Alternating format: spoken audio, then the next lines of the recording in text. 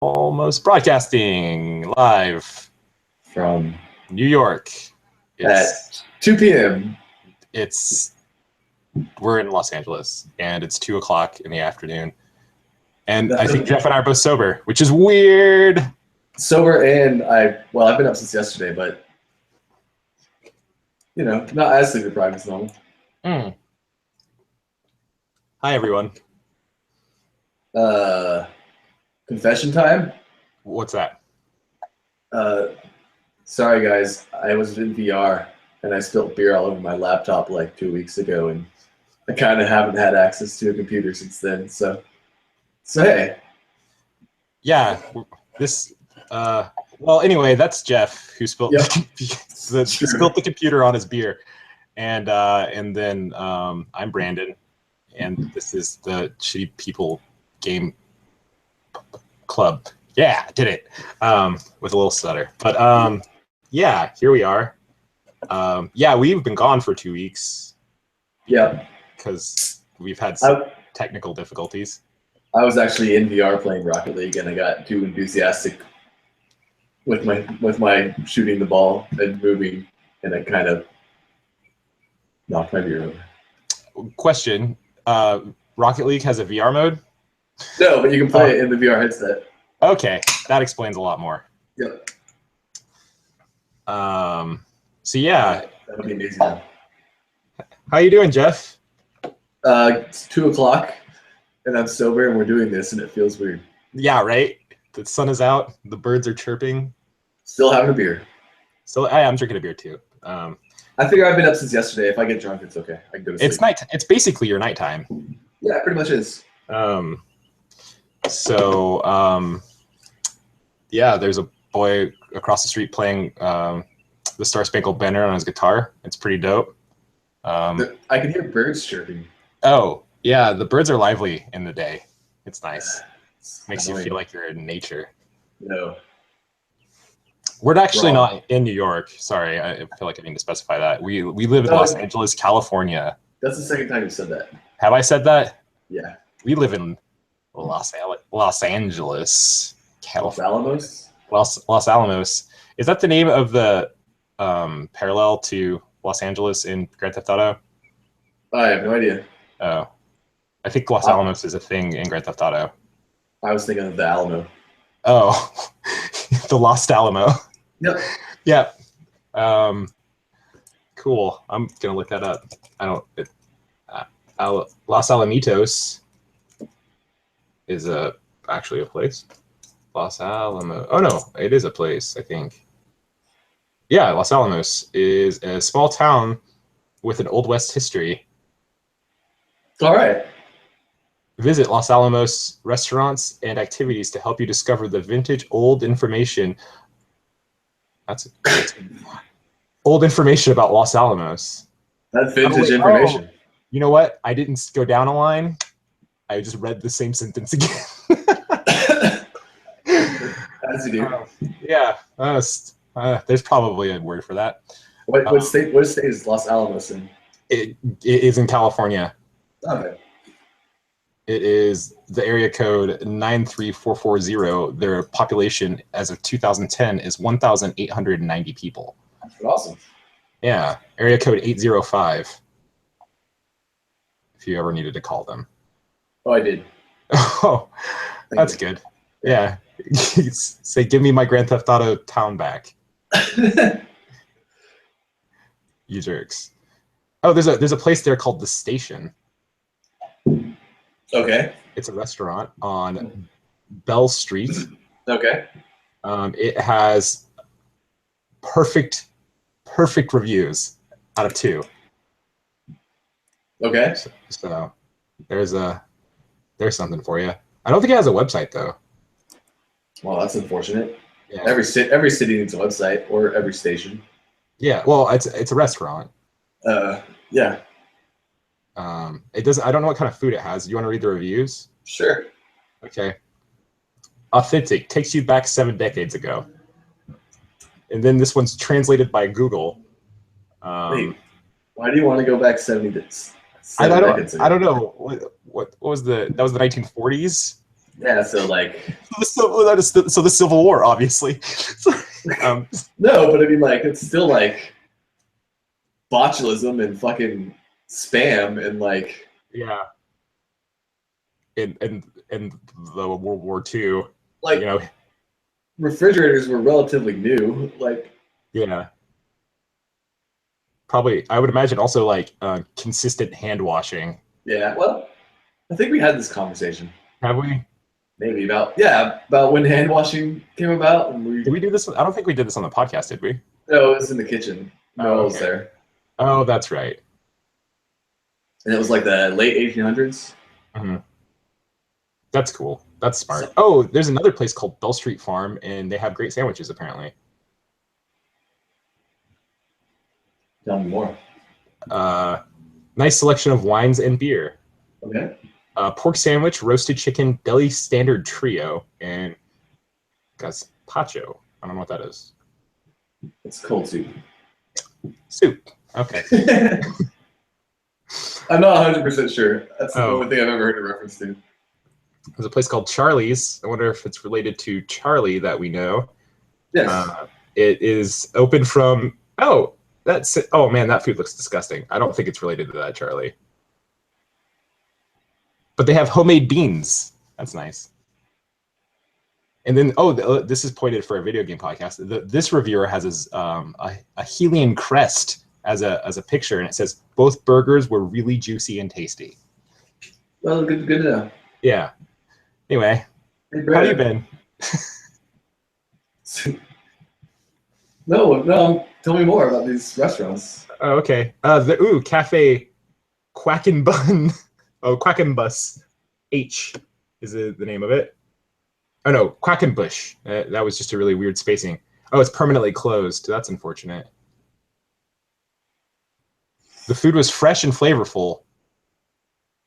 Thought slightly pricey. Okay. Small town charm with great coffee and bagel. Singular. Nice. They have a bagel every day. The setting is welcoming, even creatively stimulating, and the staff is real. Well, you gotta get that down to a charm, man. That's a weird review. Well, as opposed to the illusionary staff that I'm used to. There's a place called Full of Life Flatbread. It's on the it's getting to the outskirts of town. Life of Riley, Part 5. With the events of the last few issues, both Peter and Ben are questioning their origins after the newly reborn Jackal played mind games with them, telling both of them first that they were both the real Peter Parker, and then saying that neither of them was. Before his lab went up in an explosion and then Jackal made his escape, he hints that the real Peter Parker is somewhere in the lab, paying no mind to the Jackal's threats. Ben and Peter leave the area. Players and Pawns is the next storyline in the Clone Saga, beginning in Spectacular Spider-Man number 222, written by Tom DeFalco and illustrated by Sal Buscema and Bill Sinkiewicz. Are you reading comic book reviews? No, I'm reading this really in-depth thing about the whole entire Clone Saga by the creators. Oh, okay. How it all went wrong and right, and what they intended to do and what they couldn't do. And Kane is exploring the wreckage of the Jackal's labs, curious to find the truth regarding the clones in Jackal's files. Kane believes that he has always known the truth of who the real Peter Parker was, but copies the Jackal's files to make sure. Upon doing so, another containment chamber opens to reveal Peter Parker. Before Kane has time to react to the shocking discovery, the Jackal and his little apprentice confront him. It is revealed that the Jackal is all about Kane, perhaps more than anyone else. Before the two can have it out, Scryer appears and the third Parker disappears during the confusion. Glenn's comments. I have to say, I really love Jack. The Jackal's the little apprentice. Don't ask me why, I just latched onto him and really got a kick out of him. He was witty and had a lot of energy and spirit. He brought a certain lightness to an otherwise very serious storyline. I remember being at a Spider-Man Writers Conference and just going on about how much I enjoyed Jack's presence in the stories. My exact comment was, he's a midget Jackal. How could you go wrong with that? All right. Okay. I know we technically started the podcast. You can edit it. No, I'm not. That stays in. That stays in. How you doing? Awake, sober, feeling at odds with the whole podcast form. Well, feeling at odds with the. What do you mean? Well, because usually I'm much more intoxicated. Oh, yeah. Does it make you feel uncomfortable? No. It just I have no gauge with how far off is too far off, or how far off is funny when I'm sober. Because then it's all awkward. I think this podcast is much better when we're drunk. Well, the past 10 minutes is us been reading the internet, so. Yeah. Well, no, I don't know. But other than being sober and awake, yeah, have you been doing good? Have you done anything exciting over the past 2 weeks? See, that's so hard to think about. It's a long time. Yeah. No, it's just like more like staring into an abyss, and like the abyss stares back and it kind of cracks your brain. So. That sounds like a Cthulhu nightmare. Yeah. Yeah. I played a bunch of the next game. Mm-hmm. Tried to play more of the game after that. Didn't quite work out. Surprise. Bunch of Rocket League. Mm-hmm. I put something in here. Demon Souls. Read a shit ton of comics since me looking up Clone Saga. Mm-hmm. It's been 2 whole weeks, man. Transitioning jobs. I'm supposed to go to a new place tomorrow. Oh, you're going tomorrow? Yeah. That's exciting. Not permanently, but tomorrow on Thursday. Okay. Yeah. I went and got my paycheck from the place I quit today. Oh, that's fun. Yeah. That's about it. I'm sure there's more of that happening there. I swear there's something I played that I'm missing. But good. Nothing.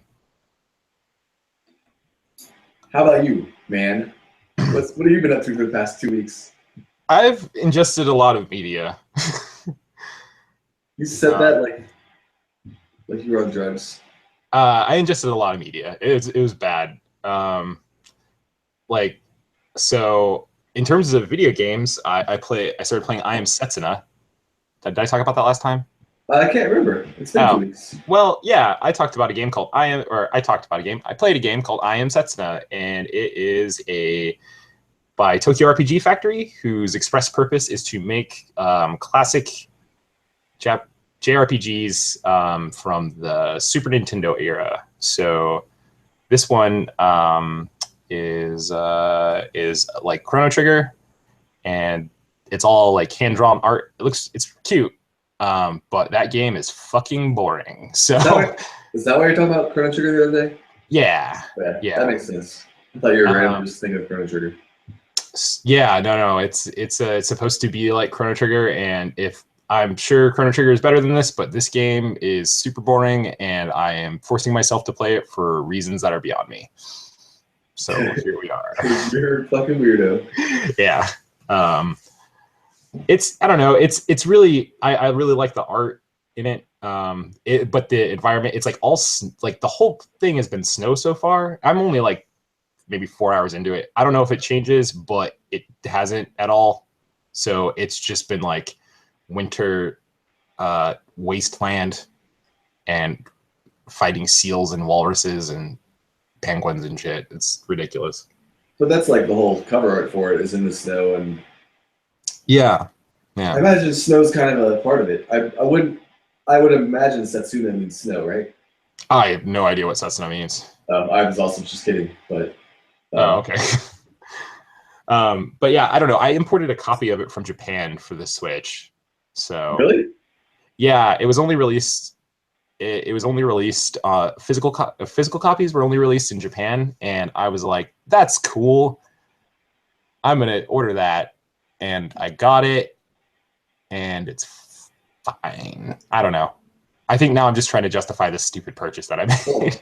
How much more was it? It was $20 more. That's not so bad. No, I mean, did it come with figures of some sort, or a keychain, or a button? It didn't, and if it did, I would be a lot more impressed with this purchase. I don't know, it came with a little slip of paper asking me to put a code in on some Japanese website, and I don't read Japanese, and so I don't know what it's for. So basically, you paid $20 for a physical copy that you can't read. Oh no, I mean the game is in English. Okay. Okay. So it's actually cool. It came with like, I think it came with German. I think it has German, English, Portuguese, Spanish, and French, as well as Japanese, on the cartridge. So whenever when you stick it into like an American Switch, it automatically changes language. That's really rad. Yeah. I was talking to someone about how I thought the Switches weren't region locked, and I couldn't remember if that was true or not. No, that is true, and it's really cool. Like if I wanted to, like, there's a bunch of games out, like the the Mana series. Yes. They just released a pack of all those games on the Japanese eShop, and really? Yeah, but unfortunately, there's no English on them. So. Whoa! Back up. Seikudu did. How do you say that? Seikudu Didsen, or whatever the fuck the Japanese name is. What? Wait. The Japanese Virtua Shop. The eShop. Through Switch? Yeah, you can get on that. That happened now?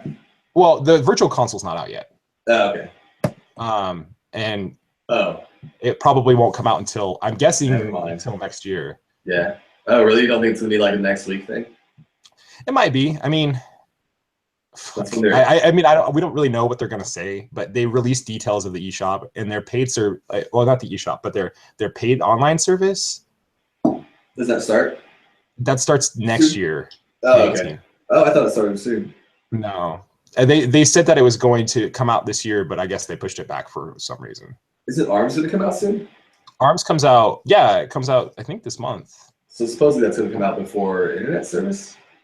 Yeah, so they're just giving they're just letting everyone have the internet service for free for the first year, I guess. Oh, okay, that's okay, as long as it exists. Yeah. No, I mean, it's just like, but once you start, I think it's $20 a year, which is super cheap compared to Xbox Gold and PlayStation Plus. So yeah, but it also means they don't have to put as much effort into keeping it running smooth and yeah. But I mean, they don't have to worry about what Nintendo and Super Nintendo games they curate for you that you can own for a month. Yeah, which is that's the dumbest thing. I don't know. Granted, like most of those months, or most of those, like a lot of the games that I imagine they will come out with are games that I will be like, oh, I'd like to play that, and then I play it for like 2 days, and then I get bored, and I'm like, okay, go, that's fine. This is one of those like rare instances when I'm like, yo, Nintendo emulators are a thing for a reason. Like, what are you doing? Yeah, it's like I mean, it's cool, but at the same time, it's really not cool because I don't like other than Splatoon. It's like, well, it's just like I guess I don't care. But at the same time, it's like the only games I really go for on like Nintendo consoles now that are online are fucking Splatoon, and I might play ARMS. I don't know. Oh, I was talking about them and their stupid. Why this $20 Game Boy games? No, thank you. Yeah. Oh God, the Virtual Console shit. Yeah. Yeah. You buy it for the 4th time, especially in situations like. For real, right? Yeah. Like I can't tell you how many times I have fucking bought. I don't know, like, well, just speaking of Link's Awakening, like, I've bought that game so many fucking times. Why do you think about Link's Awakening? What? Why do you think about Link's Awakening? Because of that Retronauts that we were listening to earlier. Oh, that we were listening to? Oh, I was listening to. Sorry. I was listening to it when I went to run errands, and I just totally recognized what you were listening to, and I thought that was funny. But yeah, I don't know. I'm excited for E3.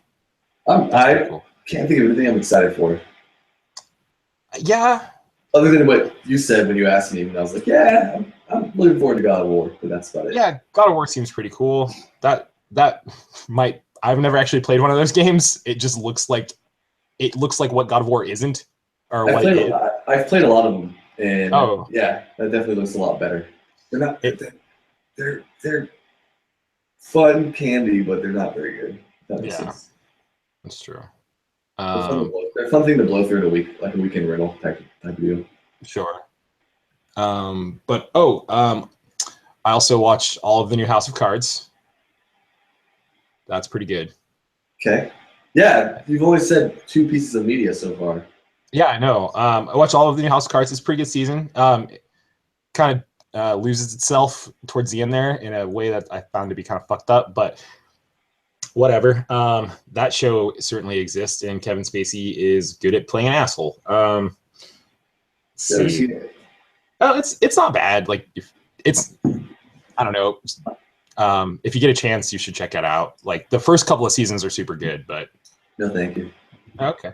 Fair enough. Let's see. I know what I like, and it's not like dramas. Yeah. I started playing Fire Emblem Echoes, which came out fairly recently for the Nintendo 3DS. You're playing like fucking 3-4 JRPGs at once. Yeah. Goddamn insane. It's good though. It's a really good game. It's a nice departure from regular Fire Emblem, while also still being regular Fire Emblem. Let's see. What else have I? Oh, I started playing games for this podcast, which are interesting. I'll have some words about those in the future. What else?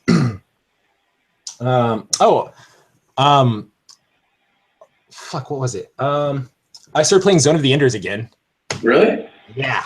What brought that up? I don't know. I just felt like it. Fair enough. I've been playing a bunch of Bayonetta. I mean, that's fun as shit. Yeah. That's, man, fucking Zone of the Enders is so good. That game is just stupid. Such a dumb game. I don't remember a lot about it other than just like, this is back when I smoked pot and enjoying the tracers of it, like a whole bunch.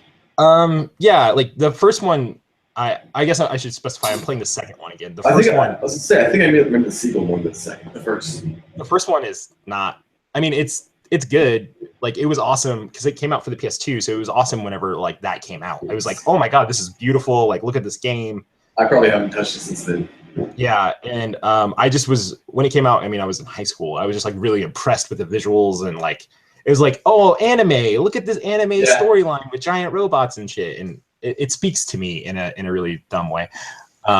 Which one's the one that's all I remember is like it starts out on like an ice colony or something? Yeah, that's the second one. Okay, that's one. Is it Jehudi? Jehudi, yeah. And the things that get stuck in your brain. I know. Pulled that 20 years out of my ass. But yeah, the second one was a much better game. They expanded a lot from the first one, and I think the combat system's a lot better. Also, I just want to say I like my Midwestern pronunciation of Jehudi. Jehudi. Get your Jehudis. Jehudi. I'll from now on only refer to that mobile suit as Jehudi. You better. I have a Jehudi action figure right over there. It's pretty great. You got the something about blowfish. What? Yeah, someone will piece it together. Something about blowfish. Hootie and the Blowfish? Is that a Jehudi in your blowfish? A Jehudi and the Blowfish? Yeah. Blow. So is this? Sorry, are you riffing on Hootie and the Blowfish? And Jehudi. And Jehudi. Okay, great. Jehudi. That's where we're at, Brandon. Okay. Want to talk about owls? Hootie? No, actually, no, God knows. Fuck. Yeah, that's where we go. Back down that hole of sadness, death. This is a bad combination of Miller High Life and Budweiser. No, Budweiser and Red Bull. Is it still called America? What? Because there was a while where we still live in America. No. I mean, it was they rebranded themselves for years as America. No. Okay. It is world renowned. No, it's not. No. Most people in other countries don't drink that. Don't let Budweiser lie to you, everyone. Budweiser is a terrible beer that you should not put in your body unless you are desperate and it is 2:00 in the morning and you need to buy that beer. That's the only time it is appropriate to buy it. Or if you can get Miller High Life, because that's a good cheap beer. It's all kind of the same once you're used to it. Yeah, I mean, it's like drink what you want. I'll judge you. Okay, well, Brandon will judge you, but Brandon drinks real beers. Oh no, I'm drinking shitty Trader Joe's beer right now. Oh, Trader Joe's. Ooh, look at this fucking motherfucker! I went down to the 7-Eleven. They got bunch of tall boys. This guy's drinking real beer over here from Trader Joe's. Did you get some delicious snacks while you were there? No, I got it yesterday. Fucking liberal city boy. Hey, I like the Trader Joe's. They have really good wraps there. There's a buffalo chicken wrap that is really nice. See, that's how much. See, my head went to like really good wraps. That's an RAPS. Oh no, I was super confused. Well, yeah, there's a new wrapper out called Buffalo Chicken. You know what I did today, Brandon? What'd you do? I got a Little Caesars pizza and 6 tall boys of Budweiser and a Red Bull, and I'm just gonna shove all that in my body and call it a good day off. I don't even have words. I'm sorry. I can't. And I'm probably gonna smoke a pack of cigarettes too. Oh, I don't even want to tell you what I've done with my day. It's pretty embarrassing. Well, I think you and I are just completely different people. I drank some artisanal coffee when I woke up, and then made some eggs. Okay, I smoked a cigarette. That's my breakfast. And then I sat on the coffee and I read the New York Times, and I drank my cup of coffee, and I pet my dogs. I sat and stared at YouTube for a little bit while I listened to like abject suffering, and then said, "Well, I better get started with my day," and like bothered to shave and cut my hair and shower, and then I went old job. Which, to be fair, I am riding a bike, so that takes a little bit. It takes a little bit of effort. Sure. And then I smoked on the way there, back, and bought a pizza. And now I put a bunch of garbage in my belly. And then tomorrow I'll wake up and regret it. And to be young. Yep. Or immortal.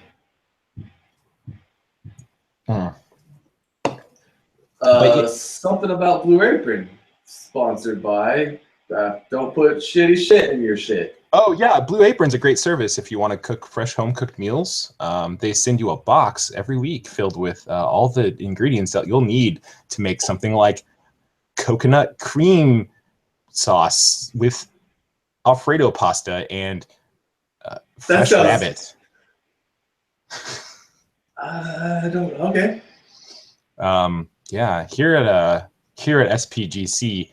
We endorse it. Yes, we sponsor them. Because we so trash like that we just like no. Yeah.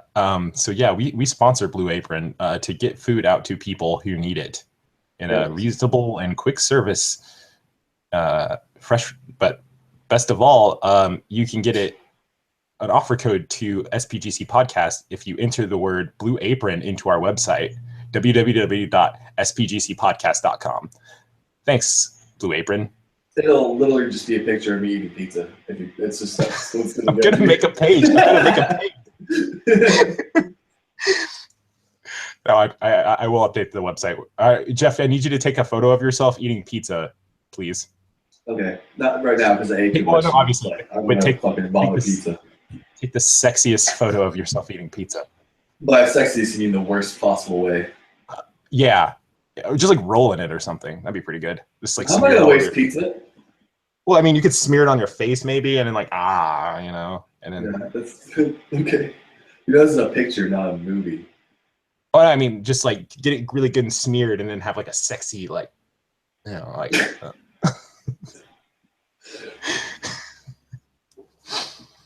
So I finally bought a computer chair also.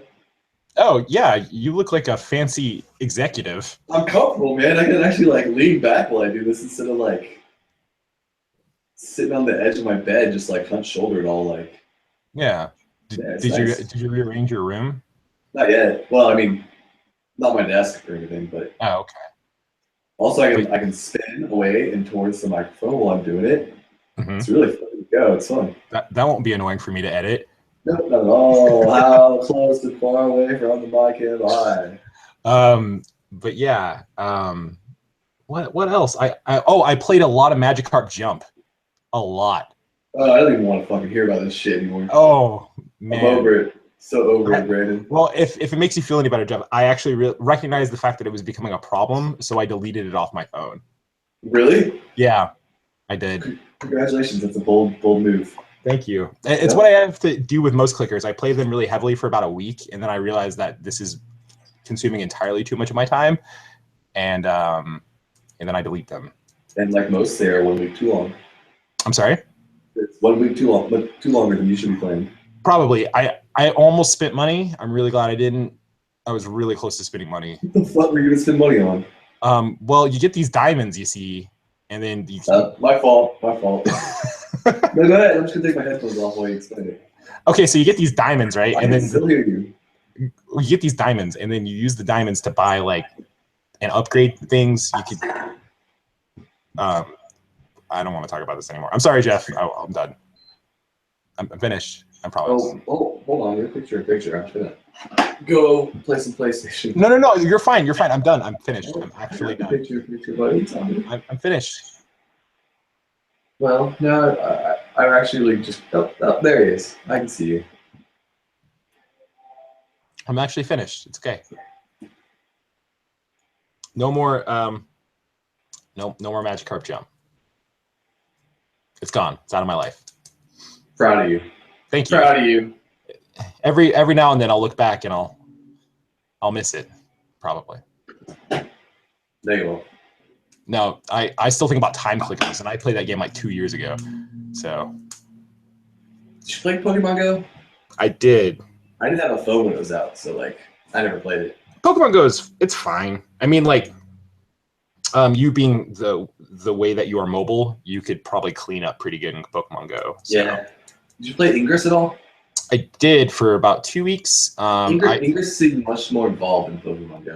It felt like it was, and I didn't read any of the tutorial prompts, so I didn't really know what the fuck I was doing 80% of the time. Yeah.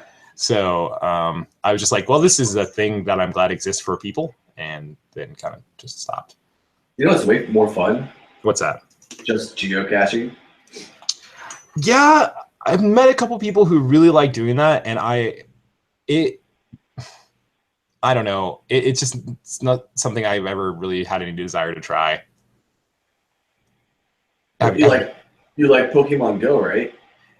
Yeah, Pokemon Go, I don't have to really look for anything. I just look at my phone. And I was like, oh, look, it's a Magikarp. That's why I like geocaching better, is because you kind of got to look around and solve my riddles to find my thingies. Which is like most days someone. Now, did you actually like make caches, or did you just look for things when you geocache? Just look for things. Okay. Side note, I've always pronounced it cache. Geocache? I'm probably pronouncing it. No, I was told that I'm wrong. Oh, but okay. Let's go find that cache. That cache? That attache? Antenna. Oh, God. Talk about prevalent. I'm sorry? Prevalent. What are you even saying? Prevalent. Prevalent? Prevalent. Prevalent? I've never heard anyone pronounce it like that. To this day, I can't not pronounce it that way. Prevalent. Prevalent. Prevalent. Maybe I just kind of like glossed over it whenever you've said it in the past. It's strange. Let's see. I thought about playing No Man's Sky. That's not really me playing anything. I played a bunch of Persona. That's it. Okay, I'm done. Did you watch that on Professional Friday? Is that why? Which on Professional Friday? Or no, on Professional Friday. Never mind. I don't know why. Oh yeah, because you just got it. That PlayStation Pro test. No. Because I watched that last night, and I got an urge to play No Man's Sky as well. Which I find funny. I find funny that we both got an urge randomly to play it.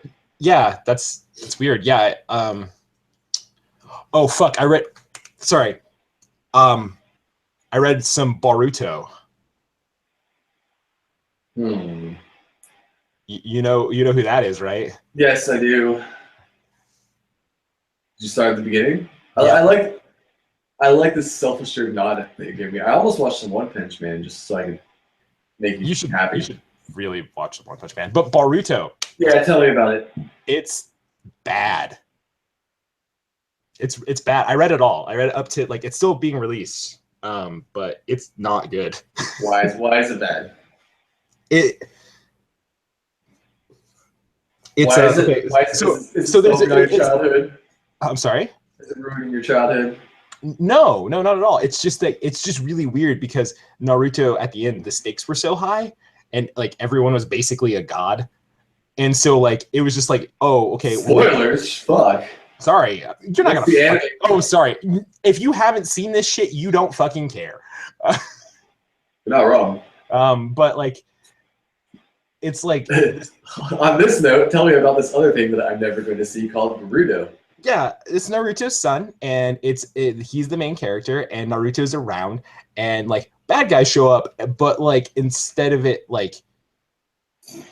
It's just like everyone's kind of a fucking god, and so it's just like they handle these problems that like are seemingly like they're kind of like they seem like more of annoyances than anything else, and then Boruto just happens to be around, and it's just like that doesn't sound fun. No, it's not. It's just like, oh, look at that kid. He did a thing, and it's just like, oh, it doesn't matter. So it's gonna be like, watch this kid grow up spoiled. Yeah, I feel like it. I mean. I feel like it. He really likes Sasuke. He's like he doesn't want to be Hokage. He wants to. Oh no, it's gonna be the bad guy. I don't think he's gonna be a bad guy. There's a weird flash forward in the anime where he's fighting some. I can't believe I'm even talking about this. I'm done. I'm done. Your eyebrows are really expressive right now. If it just so in the audio version of this podcast, Jeff gave me some like.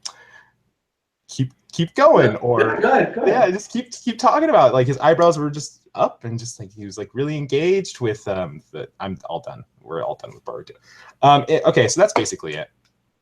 Yeah, I guess I could talk about all these comic books. Tell me about your comic books. It's probably way more interesting than Boruto. No, it's fine. You always have all these things to say about all this stuff you've done, and like, no, I read some comic books. It was fun. That's not all I got. What? Tell me some that stood out to you. Spider-Man's not very good. No. Amazing Spider-Man's not very good. No. I imagine I read some of the like as they approached the Superior Spider-Man shit to get more context for it. Mm-hmm. That was pretty alright. But Spider-Man's not very good. Well, let's specify. Peter Parker kind of sucks. Oh, yeah. Peter Parker Spider-Man. It's boring now. Yeah. Like, what else can you do with that character? Besides make him a CEO, which is kind of neat. But it's also like, what are you going to do? Go save people again? Cool. Oh, clone conspiracy. Cool. Yeah. Let's do that again. Yeah. Oh, you have a spider tank now? That's fun. Yeah, like, there was this part in... we didn't do this last podcast about Beast and the Young X-Men, did we? No, I don't think so. Okay, because I found something out, but... What'd you find out? That might be a little too recent for you. No, go ahead. All right, well, here's some spoilers. Okay. They're actually from a different dimension. Wait, what? The alternative universe. Who? Beast? No, the 5 originals. What, really? Yeah. Hey, Marvel. Didn't you just go through this whole summer event to get rid of all your goddamn alternative universes? By the way, what made me think about that was, hey, Spider-Man, like, once you're this fucking powerful, why aren't you curing cancer? Like, come on, dude. Like, you got a spider tank and mind control spider bots? Like, maybe get out to some real shit. Well, Spider-Man, he's just a dummy. The Marvel universe, or the Ultimate Universe, had that problem where, like, the Ultimates were government run, so, like, Hank Pym's, like, Giant Man formula, the Super Soldier Serum, and all that shit was, like, kind of just known, and so you just have, like, a bunch of them. But why? Because it's the military. What would they do if they had that? I guess you have a point. Noel sent me this really funny photo of a thing from Spider-Man, and it's Spider-Man talking to a dinosaur person. And he's got a book on his head. Damn, that makes me laugh even as a joke. It's Peter Parker saying, quote, "You can rewrite DNA on the fly, and you're using it to turn people into dinosaurs. But with that tech, but with tech like that, you could cure cancer." The guy responding says, "I don't want to cure cancer. I want to turn people into dinosaurs." And I feel like he's got a valid point. I think that's where all of this stuff lies. Is just like, I don't want to cure cancer, guys. I just want to be a rich CEO man and call it a day. Don't get me wrong. I'm fine with like comic books being ridiculous. Mm-hmm. But it's like once you create that world, you have to live within that world, within your comic book narrative, and like that's why you don't go like super powerful all the time. Yeah. Comic books, jeez. That's why sometimes you got to write about ducks having sex with teenagers. What? Pun? Oh, sorry. He's not a duck. Oh. I don't know what he is. Oh, yeah. I mean, yeah. There is some strange, like, supernatural shit involved where they're talking about how the universe is all interconnected, and if you master the vibrations. Are you leaving? Jeff just did a close-up of his face. I'm sorry. That was an invitation to explain the world of Pin to me, buddy. Pun.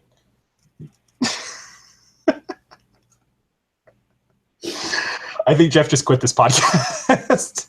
I think it's time for cigarettes. Are we? Oh, okay. We're gonna take a break. Yeah, sure. This. We already did the. It's brought to you by. Anime. Crappy fucking things that we like. Yeah. Sorry, everyone. This podcast is weird. Yeah, it's dumb. Go away. Stop listening. Only if you want. If you want to leave now. See you later, puppies. Yeah, we did do a thing. If you want to stick around, we're actually going to talk about a book. So, which isn't a video game. And it's not Pun. And it's not Pun. It's the novelization of Pun, actually. Well, I mean, forward by Stephen King. Co-authored by J.K. Rowling. Anyway, sorry. 50 Shades of Duck. Oh, that's weird. Wasn't that based off Twilight? It was Twilight fanfic that the people went, no. We're going to make some money off this. But it actually did well enough to where the people, some sort of movie executive was like, hey, let's make a movie about. I don't know about it that much. I just know it started out as fanfic. Okay. And it was like, kind of like like an alt sex community thing. I don't know if that's true. Oh, I just recall it was like very, from what I was told, it's very sexual.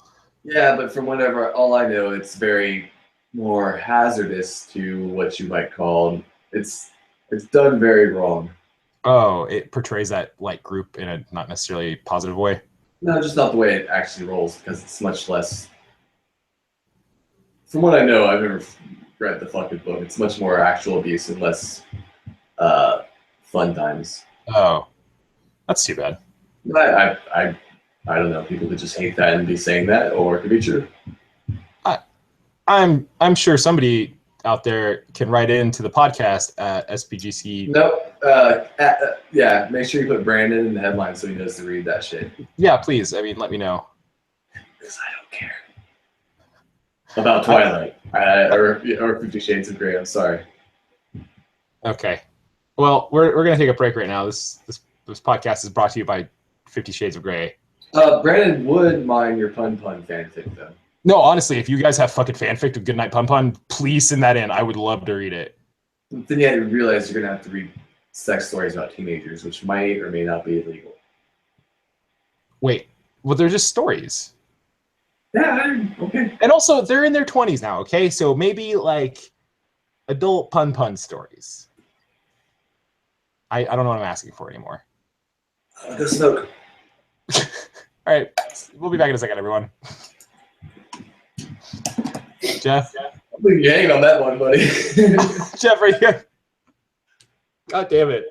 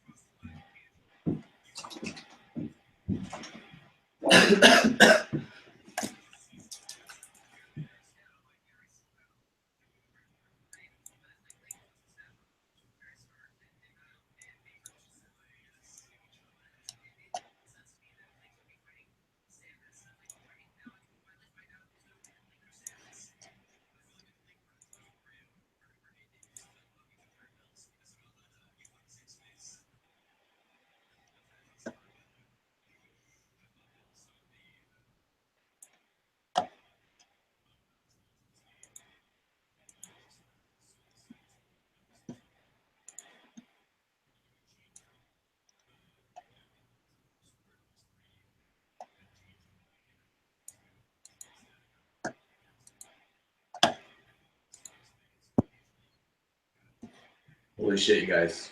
You guys, check this out. This is made by a guy named Yomi Dub.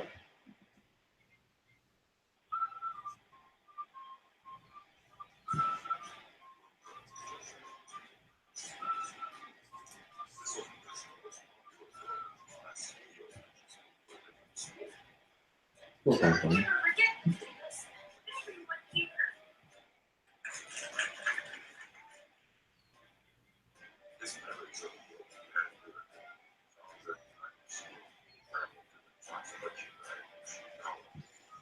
This is just a little secret, okay?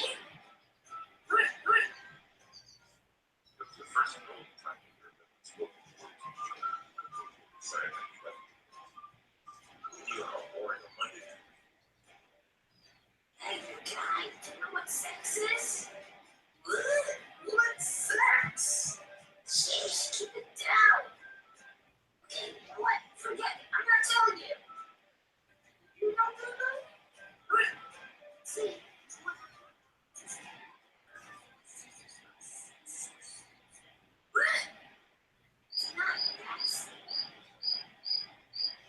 Okay, everyone in your seats.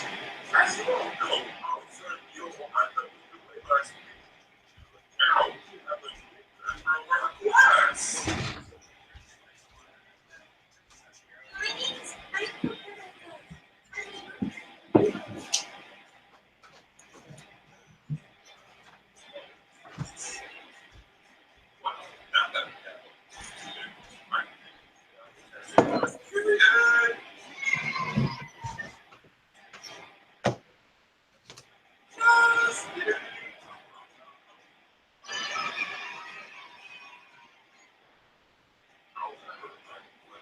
What are you listening to? Just wait for it. Oh God.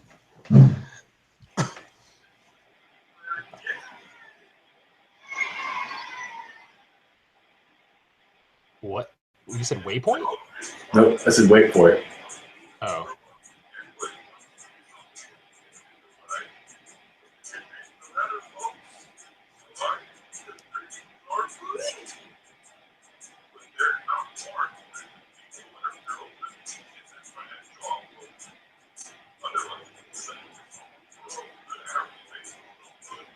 I can't understand any of that.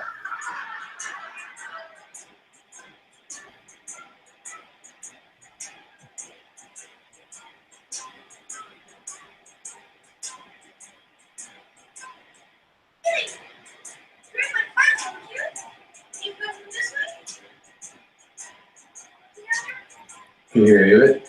I hear a child talking in a weird, like, there's some weird beat happening that I don't understand. It sounds like clips of dog sounds. Forget it. I'm not telling you.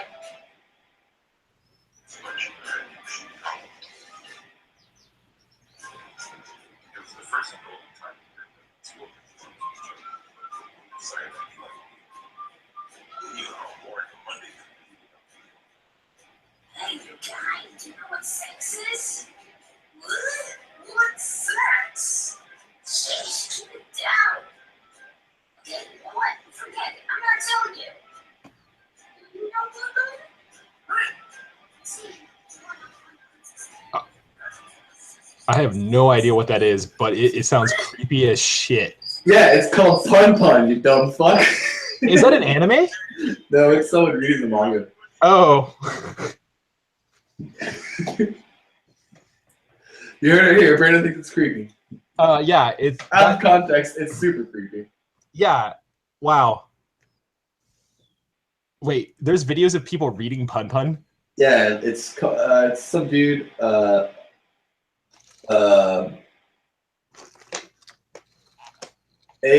AOYASUMI dub. Oh, OYA what? SUMI Okay. dub. Dub. That's damn. I read a creepy thing. He's got chapter 1, 2, 3, 4, 5, 6, 7, 8, 9, 10, 11, 12 up. That's a lot of Pun Pun. They're all only about 5 minutes long. Oh, he must be doing like one release at like one actual like weekly release at a time. Let's see. Oh, Brandon, I'm gonna break your heart. This is this stopped 3 years ago. Oh, it Damn. Sorry, buddy. it's okay. That kid probably found something better to do with his time. Here's something from the Gaming Illuminati, am I right? NAUGHTY. What's going on, everybody? Pun Pun is not what you think.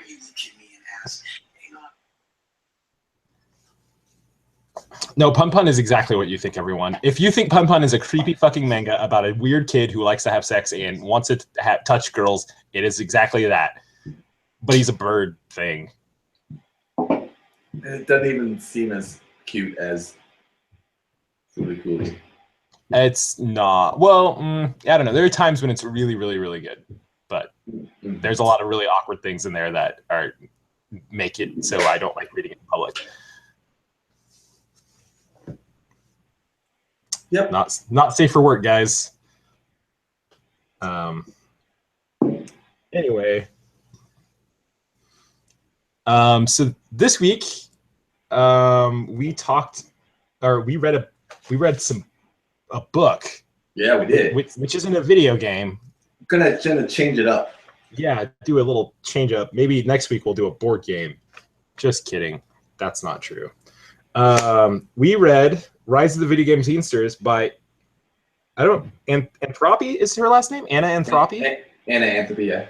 Anthropy? Okay. So Anna Anthropy, which is it's a cool little book.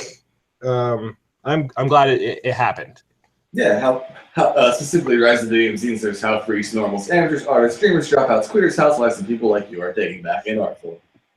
That's the full name of the book. And I like the cover a lot. The cover is really cool. Why do you say that? I don't know. It's just like it just reminds me of like all those like chat like or early like IM like weird photos, or like how it's like in the top right corner is a lady standing with a cat in a picture of a cat, and then there's like some crazy guy with spiky hair and a person in a wheelchair. It's just like it's just a interesting like old photo, like old pixel art of all sorts of different kinds of people, and I think it's neat. So that's it. There's a luchador. That's pretty cool. Anyway, so yeah, this book is pretty neat. I don't personally know a ton about this Anna Anthropy as a person. Jeff, do you? As a person, no. Okay. But it seems like she's been making games for a really long time. Yeah, she's definitely done a one of those boss fuck. What's that, like electronic only where people write about books or about video games? Sorry, like they're on Amazon. Like big, like something about boss books. I have a few of them. Oh God. I'm not sure, man. I'm sorry.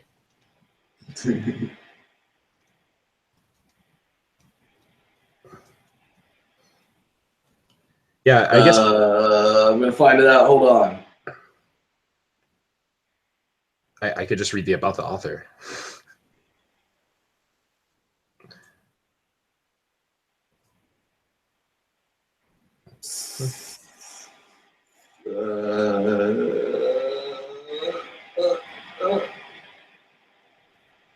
Boss fight books. Boss fight books. She wrote a boss fight book about ZZT. Oh, okay. Yeah, there's a she lot. Also, oh, sorry, she did Dysphoria, which I think a lot of people know. I'm not familiar with it. It's one that gets talked about a lot. Okay. The only games that she talked about that I know she worked on is the Calamity Annie game. I've actually heard of that. Oh, really? Yeah. Prior to reading this, so I didn't realize that this was the same author that made that game. Then also one moment, I probably should have researched stuff, shouldn't I? Well, that's not how we roll here. No, we don't roll with research. I was gonna say I could read about the author if you'd like. If you want to. Okay.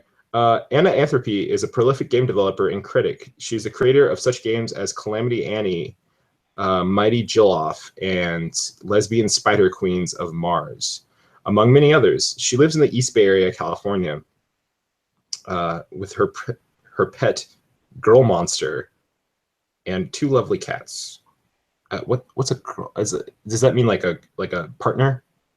Yes. Okay. She wants you to stop reading this. Yeah. She wants you to stop reading this and go make a game. That's that's it.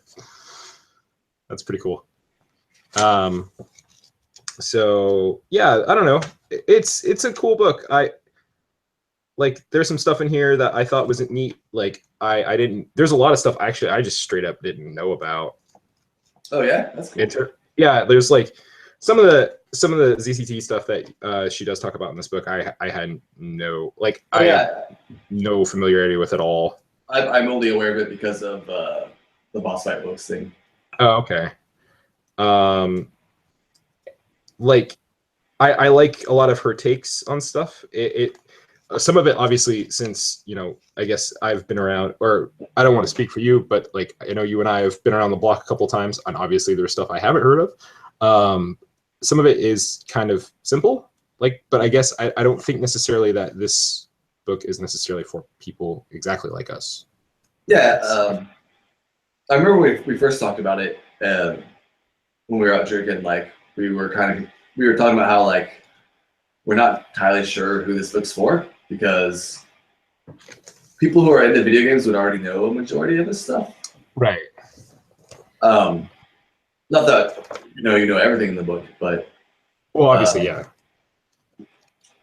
As far as game making programs and what people have done with stuff using those programs and flipping Mario on its head and stuff like that. But I realized it's not. I think it's more for people who are into zines that want to get into video games, because a lot of the stuff they talk about is very it seems more like people who are into zines and stuff would be like, oh fuck, I can make a video game instead. That's interesting.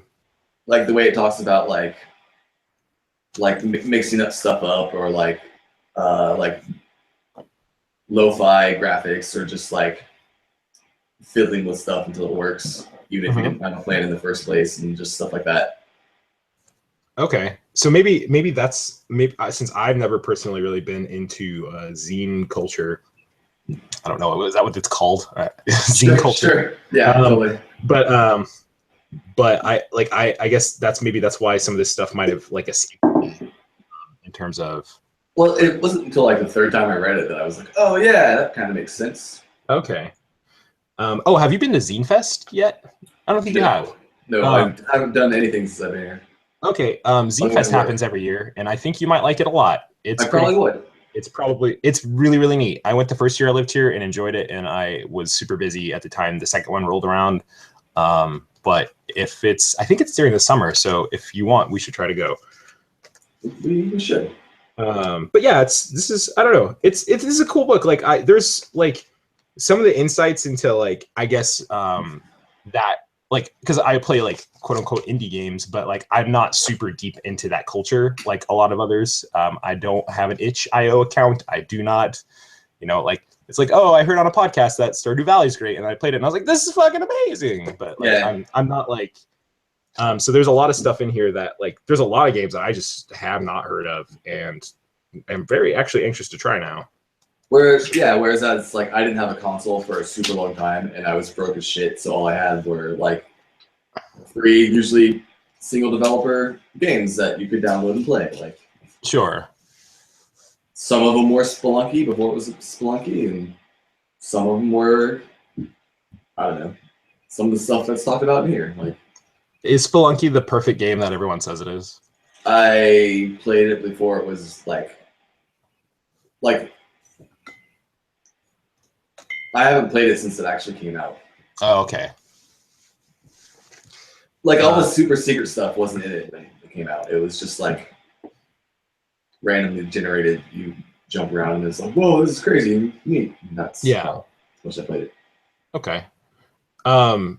So yeah, I think. Do you want to talk about the book as a whole? Because I focus primarily on those chapters 4, 5, and 6. Yeah. So basically, I'll just give like a generic rundown. Is like, it starts off talking about like representation in video games, and well, I mean, it doesn't start off there, but it like leads towards differences in video games as far as type of game to type of game to type of game, and mechanics being different, stuff like that. And then because of that, like also representation of games. Then it goes into like some programming stuff and how eventually like it wasn't so hard for people to be able to program as computers got more into people's homes, and then like people started making programs that were easier for people to program in, and then it goes into like shareware and how kind of people could develop a means of hooking up with other developers and downloading from certain I don't remember what you actually call them before the internet was really that much of a thing, where you could dial into specific places to like download a thing that would take for fucking ever. Oh, like a fucking like LimeWire and all that shit, or no, but way more specific than that. Oh, okay. Back in Netscape days. Oh, so any kind of like file sharing client? Yeah, kind of. Okay. And just up until how now that's like super prevalent, and that now everyone pretty much has a computer and the internet and the means to make a video game. Okay. And then it goes into, which is like a lot of what the 4, 5, and 6 is, the multitude of voices that get out there, how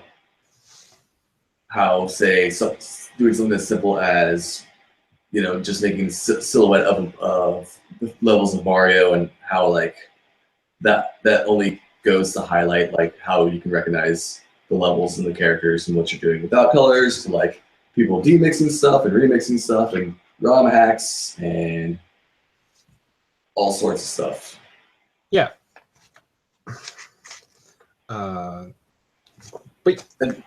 Sorry? Of course, my excuse was I just wanted to talk about how video games and independent authors of games like compare it to zines and stuff like that, because I really like that idea. As someone who remembers shareware but doesn't remember like when people would post hard disks up on bulletin boards and shit, and you could like have a number to call. Like, I miss that, but like that totally happened again with like indie download games, Yeah. So like, I mean, as a person who isn't necessarily into that zine, the zine stuff, is this only reminiscent? How does this remind you of a zine? Like, because I don't know very much about it. I always kind of took it as like, if you're gonna start a music zine, it's gonna be like, well, these are like, these are my opinions on like, let's say this band or whatever, or like these upcoming shows. I don't know, like how do you compare it? What's the cool thing about zines is they're like about whatever the hell you want them to be about. Like, yeah, there are zines about activism. There are zines about, transgenderism. There are zines about you know, maybe being like a certain type of person in like the punk culture or in a certain type of culture that's like where you don't see yourself reflected. It could be a collection of poetry, it could be a collection of art, it could be just random ass doodles and journals that you put out into the world. Okay. So like they're short little glimpses of a thing, I guess. Whether that be personal or an opinion or something you wanted to share, or like it could be anything. Okay. Usually nowadays, like with the internets, like the written zine kind of went away, but you still find like a lot of like fanzines and maybe even like activist pamphlets or like know your rights kind of stuff. But like I think on average, just people putting out zines has kind of died down. Okay. As much as far as compared to it used to. Yeah, there's a couple of comic book shops that I go to. There's one called Hidden. I think it's called Hidden Space or Secret Place or something like that in Silver Lake. They have a section for zines, and Meltdown has a section for zines. That I've glanced at. I just never really like. I've never been drawn to them for, I guess, any particular reason. Yeah. I guess it's the equivalent of like my kind of when I fell down a rabbit hole of just reading XKCD. I guess that I don't necessarily know. It's similar. I mean, okay. That you know, once upon a time that would have just been the independent comic that somebody put out, you know, like, or maybe they wouldn't have bothered to put it out at all because it wasn't as simple because you still have to distribute it and stuff like that. You couldn't just you'd have to get it printed and exactly. Have places like, hey, can I put my weird stick figure comic about physics and shit in your comic book shop? Totally. Okay. It's cool. That's now that you say that, that's really neat because that makes this book make way more sense. I kind of thought it was more for like kind of maybe like jaded youthful people. Like I don't know. Like I think the main point, especially with zines, is it has that DIY. Like, well, anybody can do it. Like everybody has the means to write on a piece of paper and copy it. You know what I mean? Like and it doesn't matter if you're saying something serious or just saying something fun or just putting something out there. Like you can do it. And this that's why. And I kind of. That's why in the book she's very much just like, Joe, just go make games. Like, make them, please. They don't have to be these massive undertakings. Like, just make something for the sake of making it until you kind of feel more comfortable. Yeah. Because I think a lot of people, like, you could totally make a game, but they get stuck thinking about the, like, idea of it, or like, well, it's got to, like, surpass all these other things. It's got to be better than Legend of Zelda, at least. Yeah. Or, you know, one person made this game, it's got to at least live up to that. Like, like no, just, or even like I've done some like jams, and it's just like you see some stuff that people can do in 48 hours, and you're just like, well, shit, like, my camera just fell. Oh, sorry. But you're like, I thought that was like you being exaggerating and being like, no, and being like, I'm out. Like, well, shit. Oh. Yeah, but you can see like what some people can make in 48 hours, and you're just like, oh well. I was just happy I got this little stick figure to move that's vaguely reminiscent of whatever theme we're doing here. Like, but I mean, if you're getting a good jam, they'll be supportive of that.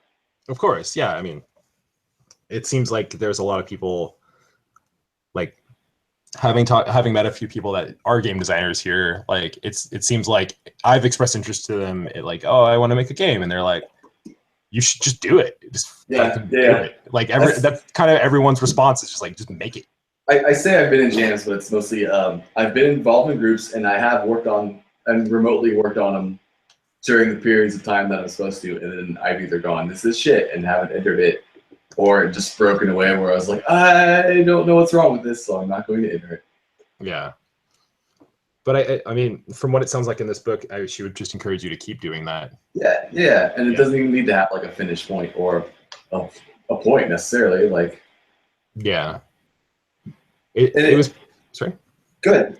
I was just gonna say it just like I really like the tone of this book.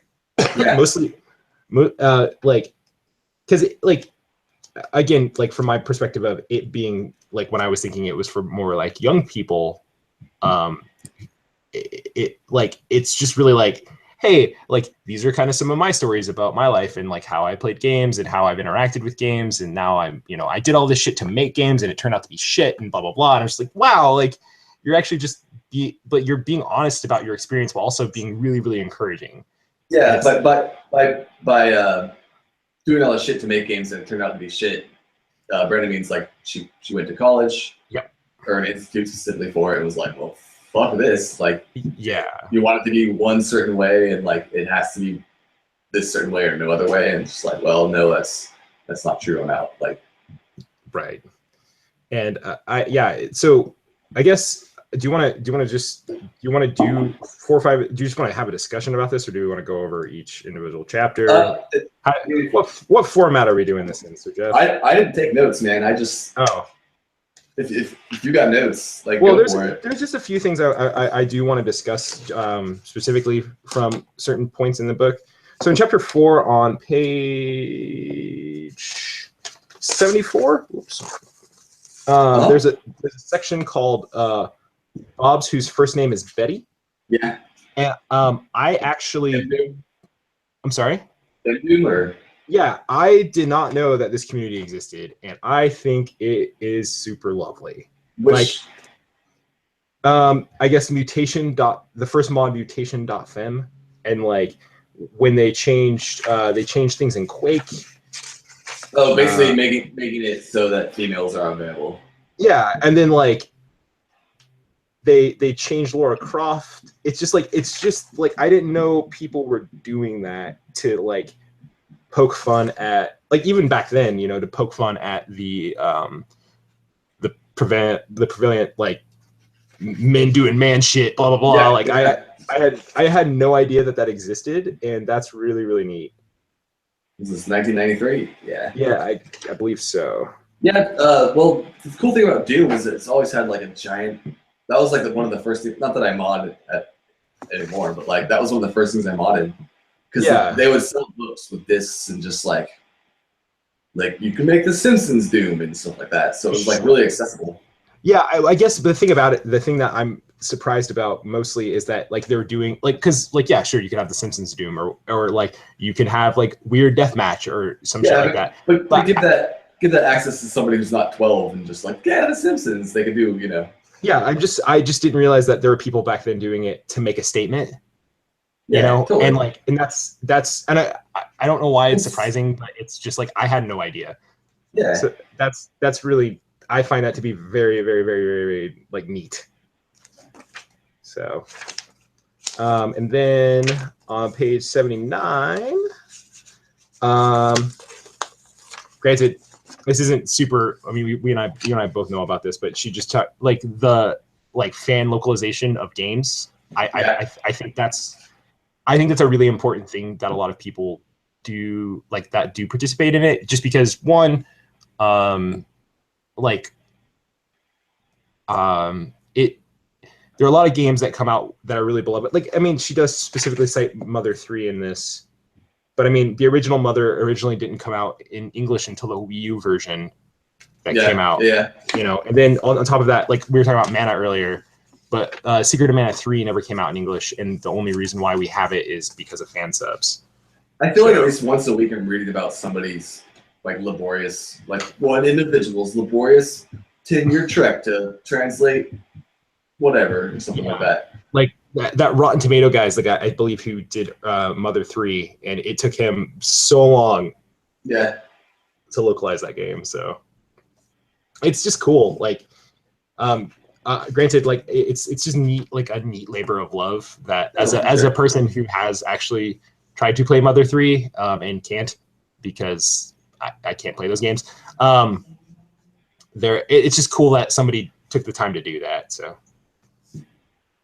And yet, granted, can't play Mother games, but he'll get down on some personas. Oh my god, if you give me a sexy dating simulator, I will play the shit out of it. Oh, that's true. There's no, yeah.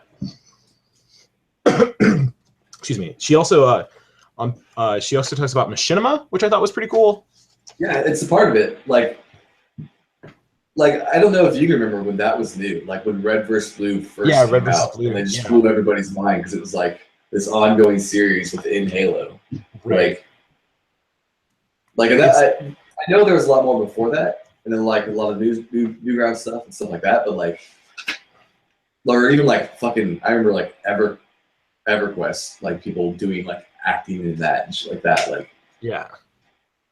It's shit's neat. I don't know. I think it's cool. Like I got really into Arby and the Chief, which is based I don't think I know that one. It's a combination of real life stuff.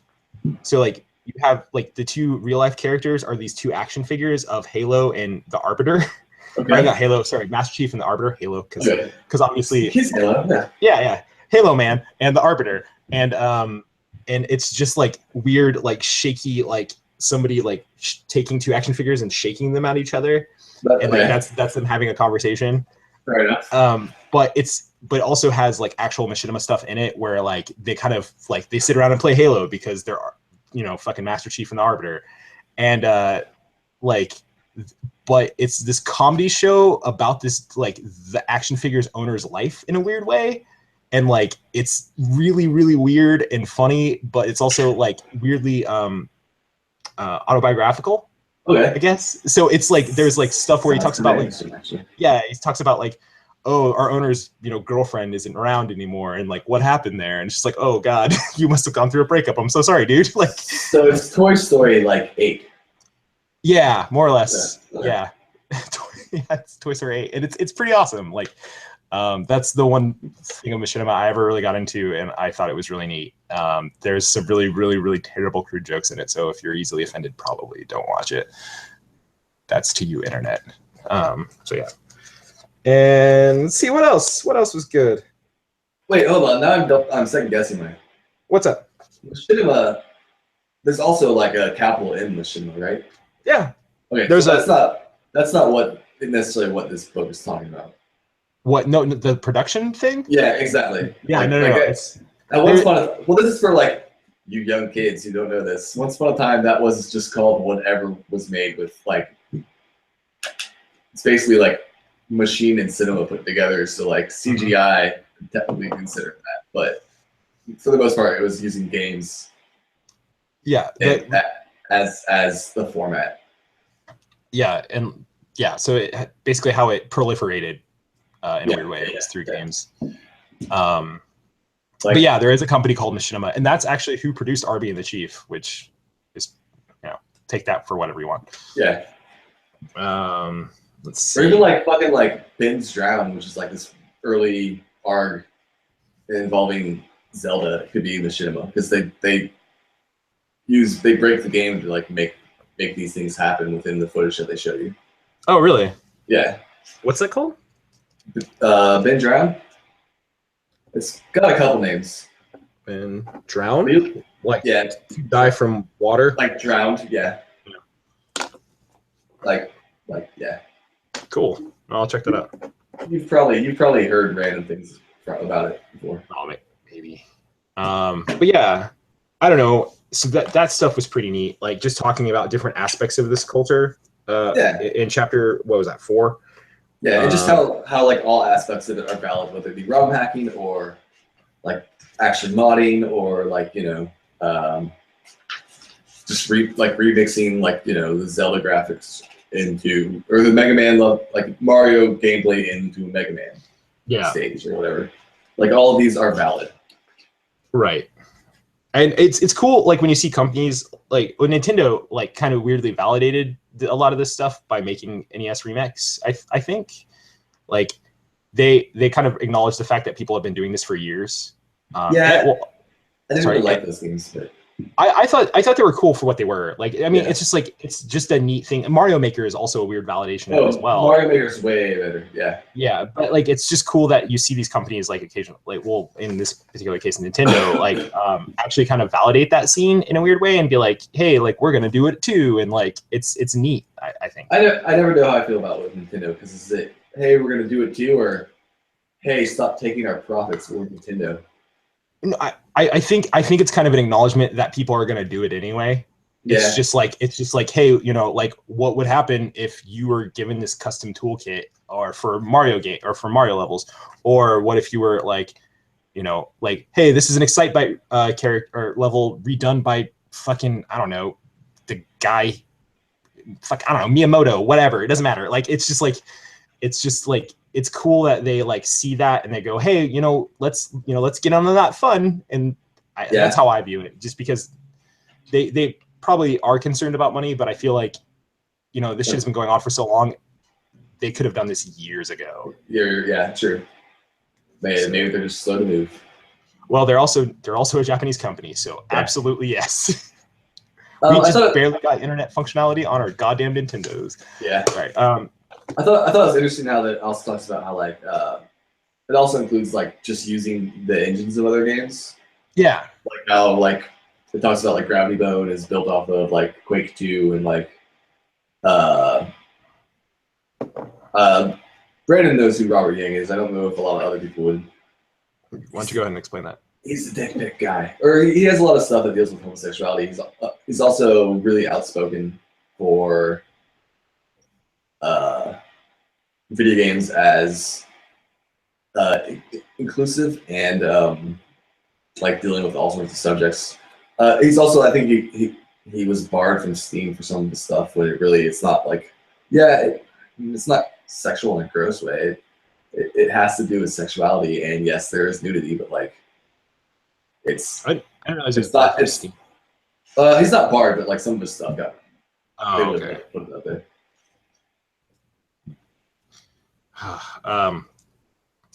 But yeah, I don't know, man. It's just good. Yeah. It I like how it celebrates it very much so. And I guess I'm not trying to like be cool, but like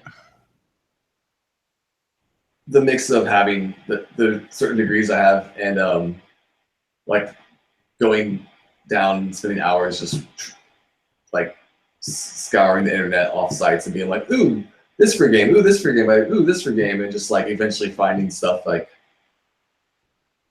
I hadn't heard of before. I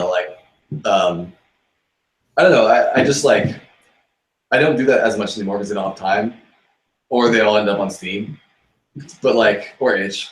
But well, I have to search for them. It's hard, but I don't know. I have a real soft spot for like finding these treasures among those things. And hell, some of them like there's this game called I think like the Mushroom Machine or something. You're playing a Mario game level backwards where you have to, like you have to jump to make the coin appear because and if you like cause a paradox within the level, you die. And I think they made those into like not that company, but those became like there are a lot of mobile games like that.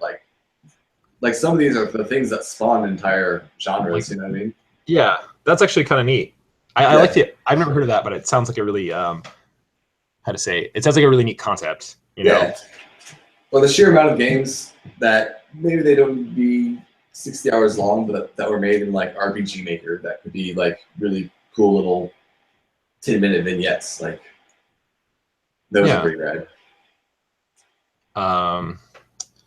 But yeah, it's weird because like I guess I've never necessarily been super into like I never really got into a lot of indie stuff, but like a lot of the ROM hacks and all that stuff, like I always kind of like weirdly dismissed it, just as like, oh, you're just doing it wrong. No, I know it sucks. Like it's just from personal experience. Like I would just be like, oh, you're doing a ROM hack. That's cool, whatever.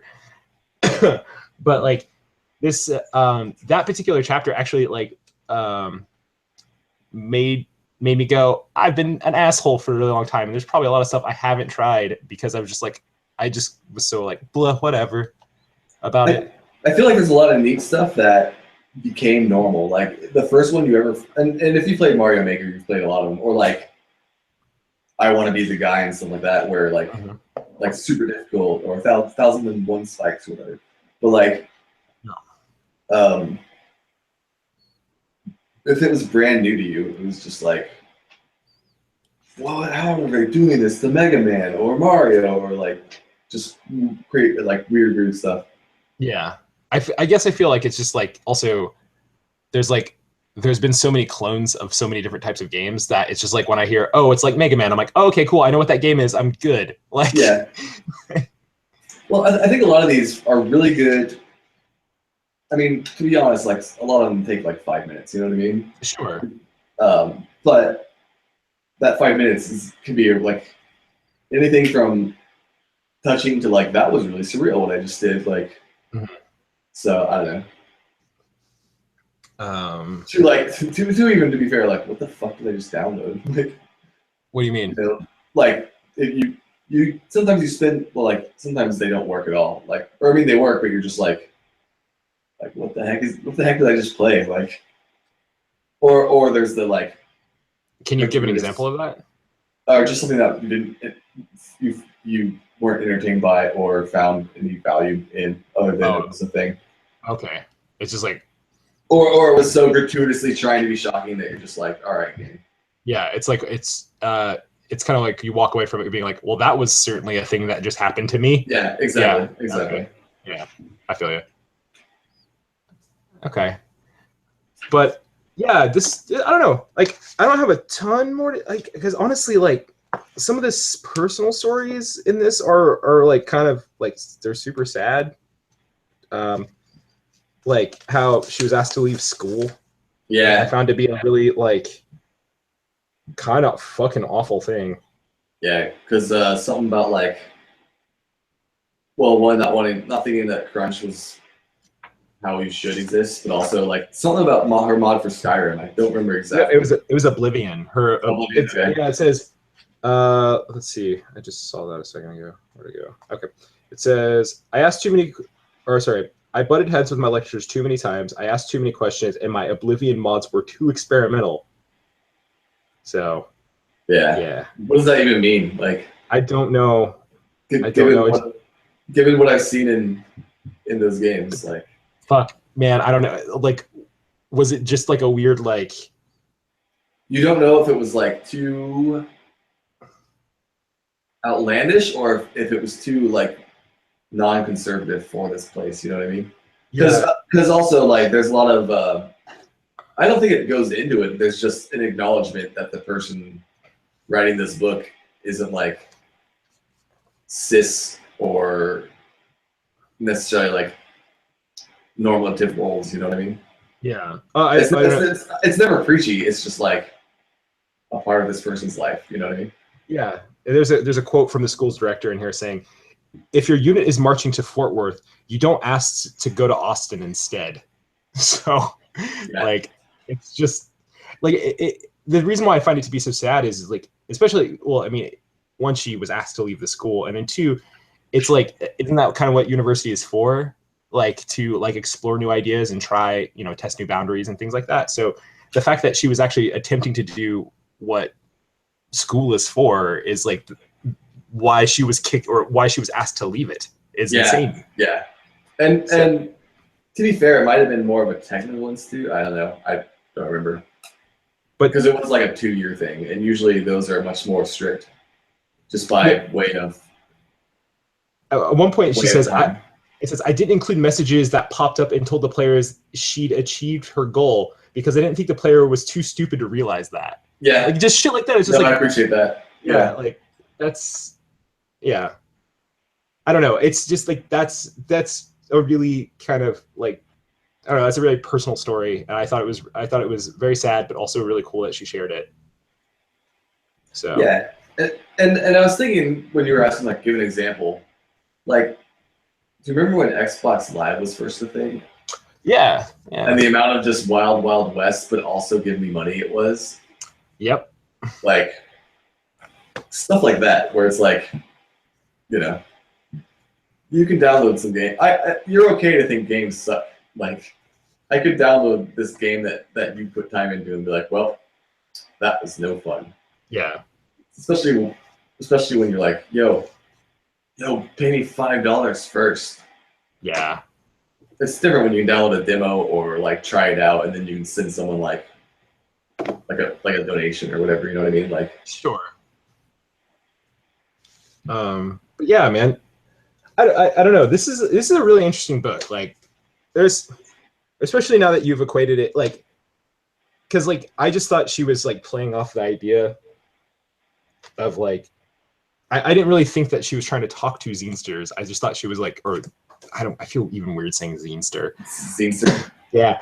I mean, I guess I didn't realize she was trying to speak to people who make sense to also make games. I don't know if that's true. It's just given the language in the book, it seems more likely. Although, we kind of obsess over video games, so like, I can see a lot of people, and the people who we like intake the media of would do the same thing, and at least like would be aware of these things existing. You know what I mean? It's not new to them. But I think a lot of people don't really know about. Well, a lot of casuals don't know about like Twine and Game Maker. Oh, so Peanut and Kaiju don't know about Twine or Game Maker. You're right. Those are the only two casuals in my life. Well, I don't know. I mean, I don't actually mean casuals, but I mean plenty of people who own something and all they want to play is like GTA or Call of Duty or whatever, and that's fine. But like, there's a whole world, and I guess they probably wouldn't want to make zines anyways. But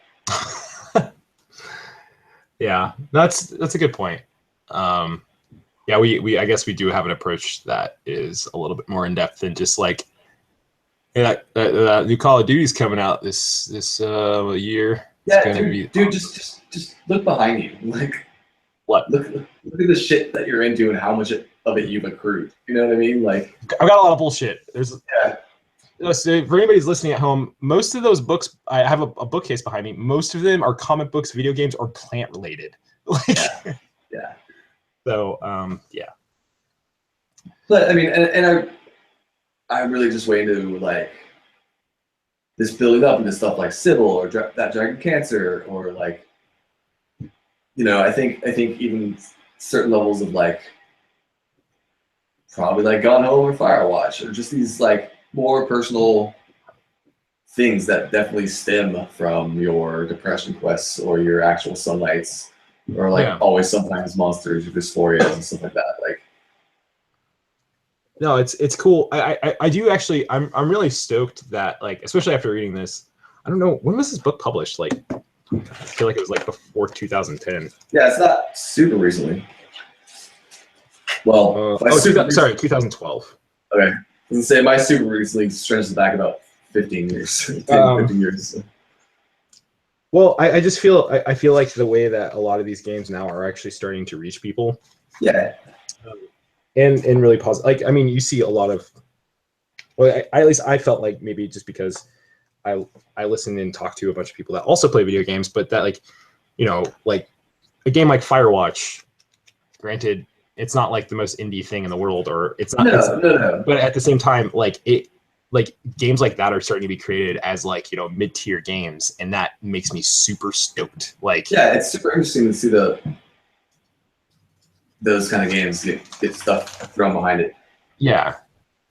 So I guess overall, I mean, a lot of this culture is actually starting to get out there, and it's really good. So this book probably helps some people. Thanks. Yeah, and also if I read it when I was like 12, I would have been like, oh my god, you know what I mean? Oh my god, yeah, I probably would have begged my mom for a computer and just would have started going crazy. Yeah.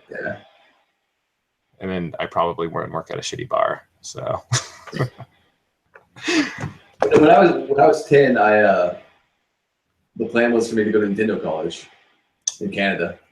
Oh wow, really? Yeah, until I went to high school and got into psychology, which led to a whole bunch of other shit. But oh, sorry. Oh, yeah, please stop, buddy. Please stop. You're okay. Good boy. Good boy. Yeah, there was this type of plan. Well, I'm glad I chose that. Were your parents supportive of you going to Nintendo College? Oh yeah, totally. My mom was stoked that my 10-year-old self was like, I know what I want to do. Just pursuing a new field. I want to go work with Miyamoto and Aonuma. Well, this is back when that was the only thing around. Like, it wasn't like, come to Vanderbilt College to make this shitty CGI. Yeah, you can make your weird. Never mind. Sorry, I don't want to talk shit on that. I'm glad that like I'm glad that people pursue this in a meaningful way and they get totally. something out of it. I will probably never do that, but good on them. Yeah, I'll fuck around with it, but I'll never like do anything with it. It's Yeah. still fun to fuck around with. Absolutely. I don't know. Jeff, do you have any closing thoughts on this book? It's a good book, and I'm glad I read it. And You should zines too. and video games, there's connective tissue, and it has to do with people. Wait, or sorry, were you finished? I don't know. I just I again, like, there's no like, this isn't a book with a grand reveal. It's just like, yo, make games. You can do it. Anybody can make games. They can make them for any reason. Yeah. Actually, hold on. And the book does go into like how to, like, not how to program, but like it gives you the right amount of programs that are available. But man, you got the internet. You can Google that shit. It's you know these things. Yeah. Sorry. There's another passage I want to. Okay. Sorry. There's a passage I want to read. So, what to make a game about? Your dog, your cat, your child, your boyfriend, your girlfriend, your mother, your father, your grandmother, your friends, your imaginary friends, your summer vacation, your winter in the mountains, your childhood home, your current home, your future home, your first job, your worst job, the job you wish you had, your first date, your first kiss, your first fuck, your first true love, your second true love, your relationship, your kinks, your deepest secrets, your fantasies, your guilty pleasures, your guiltless pleasures, your breakup, your makeup, your undying love, your dying love, your hopes, your dreams, your fears, your secrets. Then it goes on for a while, but like it's just anything. It's so like that's the kind of tone that I find this like when I read that again today, I was just like, yeah, you know what? Maybe I should stop fucking reading this book and actually open Game Maker, which I have on my laptop, because I do. So yeah, I don't know. This is. I mean, this book also, besides Game Maker, I want to, it mentions like Twine and WarioWare and Inform 7 and Night Stories. Like, not everything is coding. Like, not everything. Like, you can make games and different things. Like, yeah, sure. And there's Unity also, which is a great 3D development tool, which also has a 2D development tool, and they have a free. You can get it for free. Get an old version of RPG Game Maker, man. Like. Yeah, go crazy. You can make a thing. Everyone go crazy. Go nuts. And if you listen to this show and you do make a game, fucking please send us a link, because that would be awesome. I would play anything. Yeah. Oh, also, sorry, I wanted to give a shout out to a dude who we met. His name is. Oh, you met him. I don't know. Oh no, his name's Bo. He worked on Hyper Light Drifter. He was a main programmer for it, and he won Hyper Light Drifter for sure. And it's a fucking great game. But he also sent me a Steam key. I've yet to play it, so sorry, Bo. If you ever hear this, I'll play it eventually. It's called Tormentor X Punisher. It looks like a top-down shoot 'em up. That looks pretty fun. So if you guys have an extra dollars and want to play a top-down shoot 'em up, you should totally go check out Bo's game, Tormentor X Punisher. All right. Oh man, yeah, games are fun. Yeah, video games. So this is the part of the podcast where I never know what to say because I'm really bad at wrapping things up. I mean, that's as good as any. Okay. Hey, sorry we were so sober this time. Yeah, sorry. I'm actually kind of buzzed right now, so I think that's why I have a better time talking. Oh, okay. I had a full belly, so I've had like a beer. Oh, I've had 2, so I'm super good. Anyway, puppies out there in puppy land with your puppy chow. Oh shoot! I also wanted to say I started a new job, so my hours might change. So we're going to have to we might not have a set recording for a little bit. Oh well, that's fine. They don't care. No. This podcast is an Al surprise once every week or so. Oh, Jeff. Later puppies. Later puppies. I'm gonna stop recording. Yeah. An Al surprise? I don't even get that one. I don't know what that was either. I'm sorry. What are you gonna do the rest of the day? I don't know. I thought I was gonna be drunk by now, but Well, now you're sober. I know. Congratulations. Thank you. I am gonna turn the stand now that we're done No, recording. I'm also gonna stop broadcasting.